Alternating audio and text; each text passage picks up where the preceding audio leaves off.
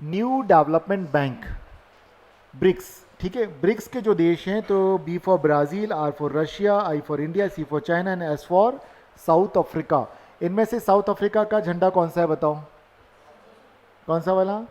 ये वाला? ये वाला? अच्छा ये है। इंडिया का झंडा इनमें से कौन सा है? ये वाला? ठीक है, और ये किसका है? ब्राज़ील का है। और ये सब जानते होंगे, चाइना। ठीक है। सो जरा मुझे ये बताइए कि ब्राज़ील से कोई बहुत बड़ा फुटबॉल प्लेयर निकला है दुनिया में।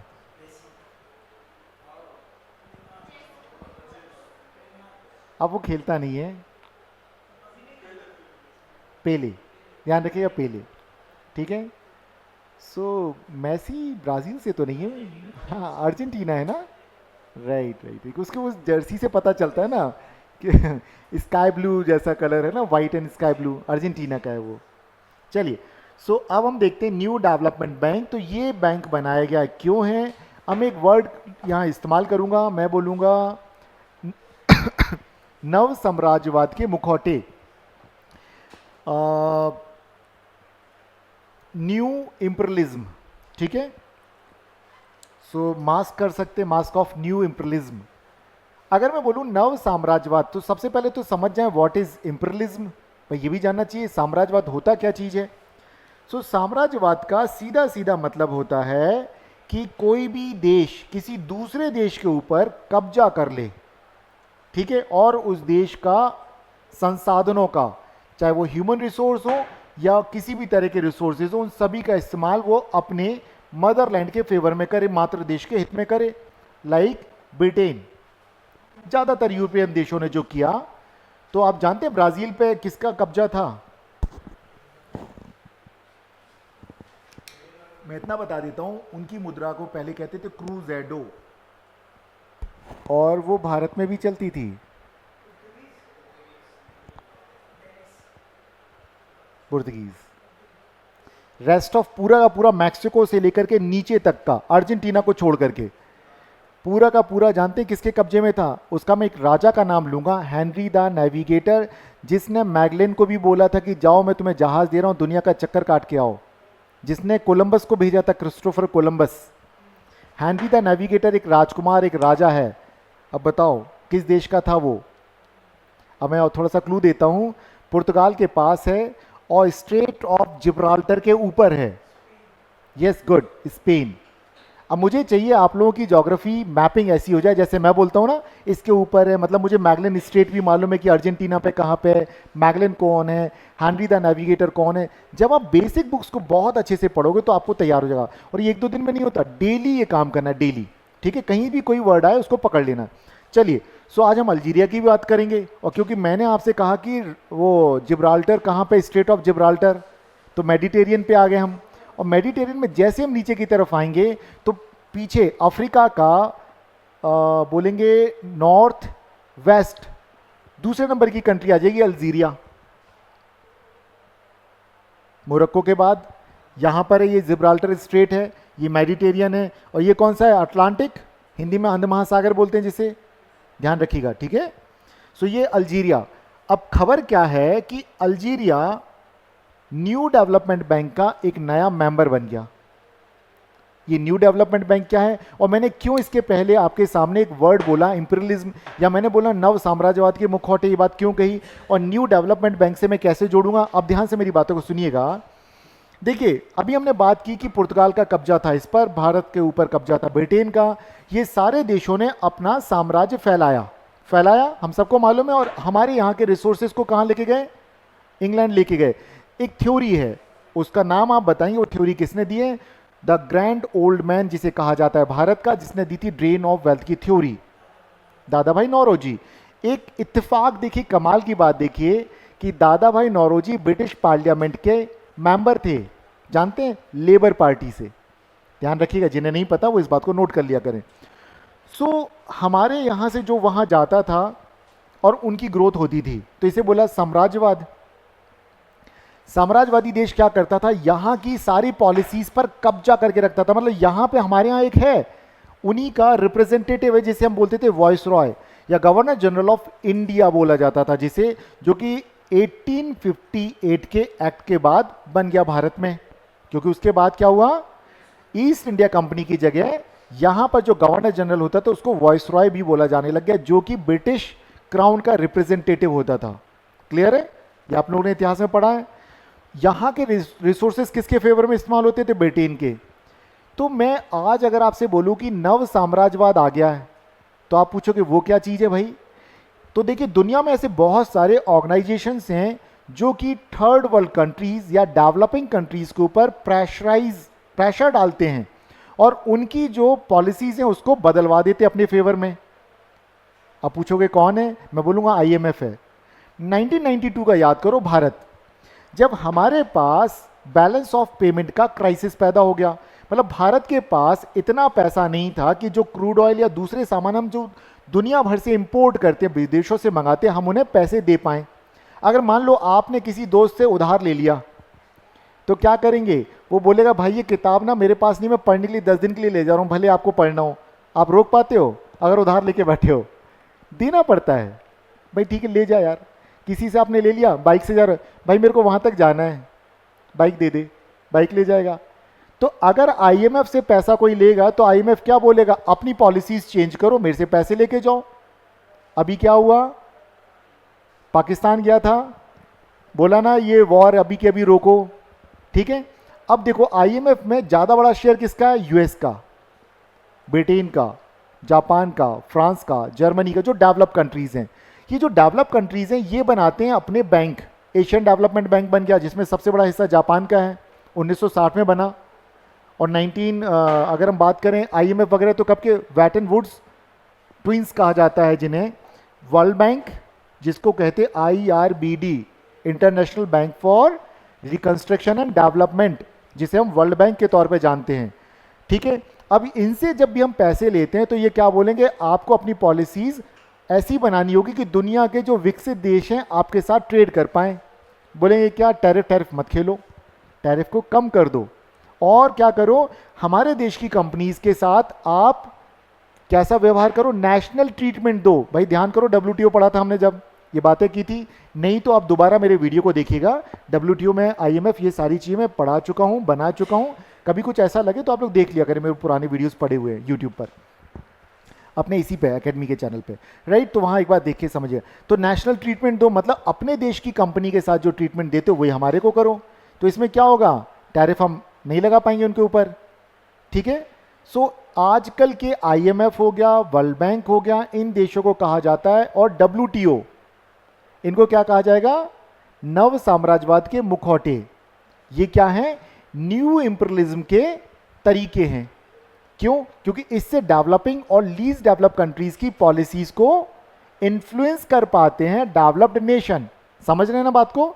अगर हमने किसी से उधार लिया तो हमें उसकी बात माननी पड़ती है ना, बस ऐसे समझ जाइएगा। अब देखो, तो न्यू डेवलपमेंट बैंक क्यों बना, अब इस बात को समझेंगे हम। तो पहले एक संगठन बनता है, और ये संगठन क्यों बनता है, देखो ध्यान से। ब्राजील कहाँ से, साउथ अमेरिका से।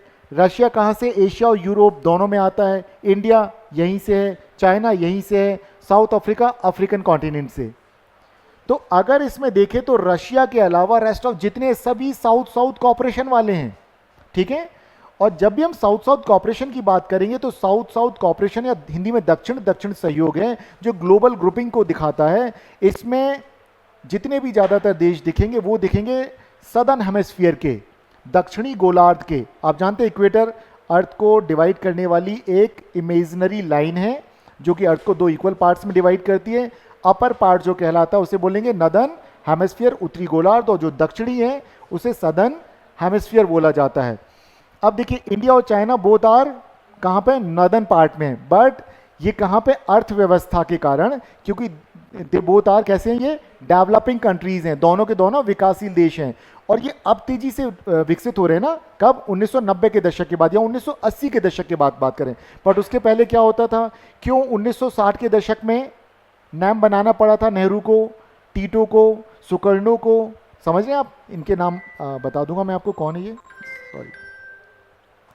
सो अब अगर हम यहां पर देखें, सो हमें पता चलता है कि अच्छा, आईएमएफ और वर्ल्ड बैंक के पास अगर कोई पैसे लेने जाता है तो ये क्या करेंगे, उन कंट्रीज को अपने अकॉर्डिंगली करेंगे। सो ब्रिक्स के देशों ने सोचा कि भाई देखो हमें दबना पड़ता है विकसित देशों के आगे, क्योंकि उन दिनों जब ये बन रहा था तो डब्ल्यूटीओ पर बहुत ज़्यादा डिस्प्यूट मचा था। गैट की जगह डब्ल्यूटीओ आता है 1995 में, और इंडिया भी इस चक्कर में पिस रहा था, तो इंडिया झट से रशिया के साथ हो जाता। तो क्यों, देखो आइडियोलॉजिकली अगर देखें तो चाहे वो चाइना हो, रशिया हो या इंडिया हो, ये कभी एक जैसे हुआ करते थे। क्यों, क्योंकि इंडिया का झुकाव भी समाजवाद की तरफ, ये ऑलरेडी कम्युनिस्ट अप्रोच पे चलने वाले देश थे। अगर हम यहाँ पे ब्राज़ील की बात करें तो इसने भी बहुत बुरी तरीके से उपनिवेशवाद के दंश को झेला है, ठीक है, जो कॉलोनी था ये किसका, पुर्तगाल का, तो इसके साथ भी बुरा हुआ। और साउथ अफ्रीका हम सब जानते हैं, गांधी ने भी वहाँ आंदोलन चलाया था, और बाद में नेल्सन मंडेला ने जब आंदोलन चलाया तो वहाँ पे उनको आज़ादी मिली। कुल मिलाकर के सबके सब साम्राज्यवाद से पीड़ित थे। इनके अंदर एक चीज़ थी कि भाई देखो हमें क्या करना है, हम सब मिलकर के फंड्स इकट्ठे करते हैं और एक अपना बैंक बनाते हैं, जो कि हम किसको देंगे, डेवलपिंग और लीज डेवलप कंट्रीज को देंगे, ताकि जो नव साम्राज्यवाद की नीतियों से हम बचा सकें। क्लियर है। तो इसलिए कौन कौन से देश हैं, अब आपको इतना पता चल गया है कि इसमें कौन कौन से देश हैं। तो न्यू डेवलपमेंट बैंक क्या है, इसे समझ जाइए, इसमें कौन कौन से देश हैं इसे समझते हैं हम लोग, और फिर हम दोबारा वहां आ जाएंगे। तो अगर देखें तो एक मल्टीलैटरल डेवलपमेंट बैंक है, establish by the brick countries like Brazil, Russia, India, China and south Africa. और इनका प्राइमरी एम क्या है, फाइनेंशियल स्टेबलाइजेशन लाना, किन कंट्रीज के अंदर, जो थर्ड वर्ल्ड कंट्रीज हैं उनके अंदर वित्तीय स्थिरता पैदा करना है, ताकि उनको क्या करें, अगर उन देशों को ये क्या करेंगे, उनकी बुनियादी ढांचे की जो परियोजनाएं हैं उन देशों को देंगे। वर्ल्ड बैंक से भी तो हम यही कहते हैं, मैं डैम बनाना, मैं ये करना, आप इस पे आ जाइए, मदद कीजिए। तो इसका मतलब यही है कि यहां पर उनको फंड्स देना। अब देखो तस्वीर का दूसरा पहलू को समझ लीजिएगा, क्योंकि यहां पे मैंने एक वर्ड बोल दिया कि न्यू इंपीरियलिज्म। सो अब आपके मन में एक सवाल आना चाहिए, नहीं आ रहा तो मैं डाल रहा हूं, चाइना, क्या बेल्ट एंड रोड इनिशिएटिव क्या वैसा ही नहीं है, क्या इसकी पॉलिसीज कुछ वैसी नहीं है जैसे कि पुराने समय में जो इंपीरियलिस्टिक अप्रोच से आई हुई पश्चिमी देशों ने किया इन देशों के साथ, लगभग वैसा ही है।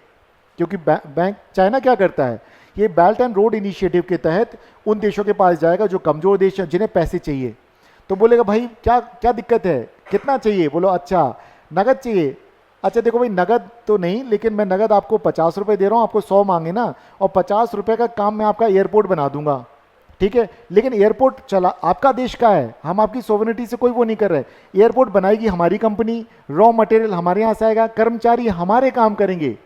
लो भाई फिर मिला क्या उस देश को, समझ रहे हैं आप।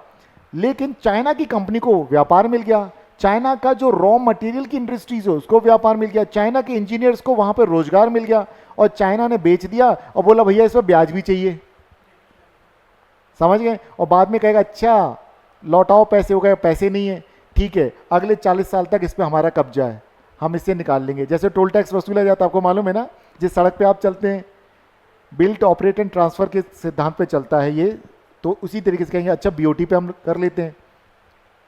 सो ये जो वर्ड्स मैं बार बार आप लोगों के सामने बोलता हूँ इनको समझिएगा, कहीं भी आपके क्वेश्चन में अगर आते तो आप एक समझ बनाइएगा, ठीक है। सो अब हम यहाँ पे देखें तो ये ब्रिक्स के लिए जो न्यू डेवलपमेंट बैंक कब बनाया गया, 2015 में बनाया गया। इसका मुख्यालय कहाँ पे, संघई कहाँ है, चाइना में। और इसके मेंबर कौन कौन है, Brazil, Russia, India, China, south Africa, Ethiopia. अब इथोपिया कहाँ है, इसकी लोकेशन बताओ भाई, हॉर्न ऑफ अफ्रीका देखो कहीं पर, ठीक है, हॉर्न ऑफ अफ्रीका के बाद दूसरे नंबर का देश आपको इथोपिया दिखेगा, बिल्कुल। और संयुक्त अरब अमीरात यूएई देख लीजिए, इजिप्ट कहाँ पर है, सुएज नहर, नाइल रिवर। और इंडोनेशिया कहाँ पर है, तो आ जाइए आप कहाँ पे, पैसिफिक और इंडियन ओशन, ठीक है। सो वहाँ देखिए अल्जीरिया, तो अल्जीरिया बिल्कुल अभी हाल ही में शामिल हुआ देश है, अभी इसी 22 तारीख को शामिल किया, 22 मई 2025 को। और अल्जीरिया की लोकेशन मैंने आप लोगों को दिखा दिया कि अल्जीरिया कहाँ पर है, क्लियर है। ये है पुर्तगाल, ये है स्पेन, इसके ऊपर है फ्रांस। और कई बार मैं मोनेको नाम लेता हूँ ना, मोनेको, लिechtenstein, यहाँ पे छोटे छोटे कंट्रीज़ हैं, ठीक है। चलिए सो आप जब मैप पढ़ें तो ऐसा ध्यान रखना, यहाँ पे मोरक्को है, यहाँ ट्यूनीशिया है, लीबिया है, तो इस तरीके से ये क्या है, मेडिटेरियन सी है। जब भी कभी कोई भी इस तरह की चीज़ पढ़ते हैं तो उसका ज्योग्राफी में मैप जरूर देखिए, ताकि आपसे जितने भी, और ये उसका झंडा, तो इस झंडे से देखिए क्या पता चलता है, कैसा देश होगा ये? इस्लामिक कंट्री है, बिल्कुल ठीक है। चलिए अब यहाँ पे देखें तो वर्तमान में इसके प्रमुख कौन हैं? तो वो हैं दिल्मा रूसेफ। ये कौन है? ब्राज़ील की पूर्व राष्ट्रपति हैं। ठीक है, ध्यान रखिएगा। अब इसका ऑब्जेक्टिव क्या है? दिल्मा न्यू डेवलपमेंट बैंक, हाँ, दिल्मा रूसेफ।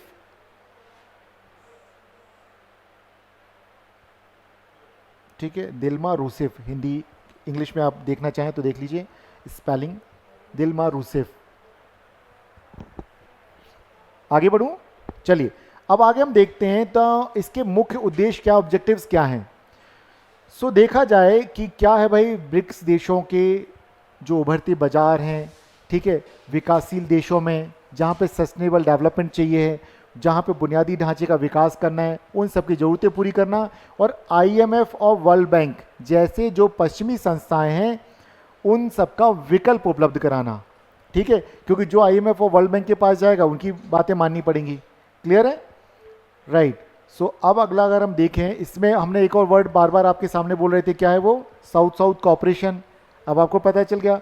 तो दो ऐसे देशों के नाम बताइए जो साउथ साउथ कॉपरेशन के मेंबर तो हैं, सदस्य तो हैं, लेकिन दोनों के दोनों देश उत्तरी गोलार्ध में आते हैं, नदर्न हेमिस्फीयर में आते हैं, इंडिया एंड चाइना। ठीक है, बट वो किस में, इस गिनती में इनके साथ आते हैं, साउथ साउथ कॉपरेशन में। चलिए अब इससे संबंधित कुछ क्वेश्चंस है वो देखते हैं। चलिए तो देख ही लिया अब आप लोगों ने, बताइए। आंसर तो आप लोगों ने देख ही लिया अब। ये भी देख ही लिया आप लोगों ने, कीजिए अब। ठीक है, चलिए अब हम ईमानदारी से दिखाएंगे, बेईमानी नहीं करूंगा मैं अपनी तरफ से, आपको आंसर नहीं दिखाऊंगा। ठीक है, आप लोग बताएंगे। चलिए, so which of the following statement is correct? कौन सा कथन सही है भाई? न्यू डेवलपमेंट बैंक का मुख्यालय ब्राजील में है। कहाँ पर है कोई बताइए? संघाई में है। अल्जीरिया अफ्रीका का पहला देश है जिसने न्यू डेवलपमेंट बैंक की स्थापना की थी। कौन था? कौन सा था अब अल्जीरिया से पहले? स्थापना बोल रहा है ये, संस्थापक SA, साउथ अफ्रीका। ठीक है, ध्यान रखिएगा। दिल्मा रूसेफ पहले कहाँ की राष्ट्रपति थी? ब्राज़ील की। और क्या ये जो न्यू डेवलपमेंट बैंक है सिर्फ ब्रिक देशों में ही परियोजनाओं का वित्त पोषण करता है? नहीं, साउथ साउथ। ठीक है, गुड।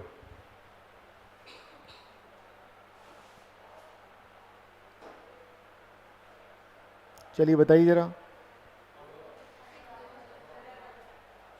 2015।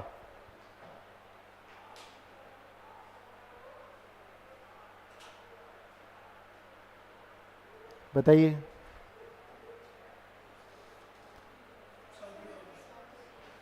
सऊदी अरब नहीं है तो UAE है, ध्यान रखिएगा, UAE है। ठीक है, गुड।